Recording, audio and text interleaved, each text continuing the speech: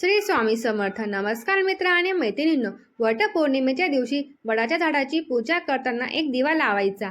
हा दिवा लावताना योग्य दिशेला लावावा, त्यामुळे घरात सुख समृद्धी वाढते. हा दिवा लावताना जर तुम्ही एखादी इच्छा मागितली तर ती लवकर पूर्ण होते. पण तो दिवा कोणत्या दिशेला लावायचा हेही महत्त्वाचे आहे. तो दिवा कसा लावायचा, कुठे लावायचा, दिवा लावताना काय काळजी घ्यायची, हे सर्व आज आपण आजच्या व्हिडिओत पाहणार आहोत. त्यासाठी व्हिडिओ पूर्ण पहा. व्हिडिओला सुरुवात करण्याआधी तुम्ही जर माझ्या चॅनलवर नवीन आहात तर चॅनलला सबस्क्राईब करा आणि व्हिडिओला लाईक करा. वटपौर्णिमा हा सुवासिनींचा अत्यंत महत्त्वाचा सण आहे.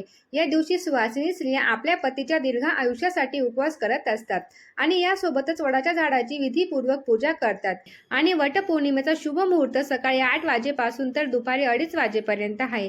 या काळामध्ये तुम्हाला वडाच्या झाडाची पूजा करायची आहे. पूजा करताना वडाच्या झाडाजवळ एक दिवा लावायचा आहे. हा दिवा लावल्याने तुमच्या मनातल्या सर्व इच्छा पूर्ण होतील. घरात सुख, शांती, समृद्धी नांदेल. तुमचा पती नेहमी तुमचंच ऐकेल. चला तर मग जाणून घेऊया हा दिवा कसा व कोणत्या दिशेला लावायचा आणि कोणते नियम पाळायचे. पूर्व किंवा उत्तर दिशेला दिवा लावणे शुभ मानले जाते. पूर्व दिशा ही सूर्यदेवाची दिशा मानली जाते.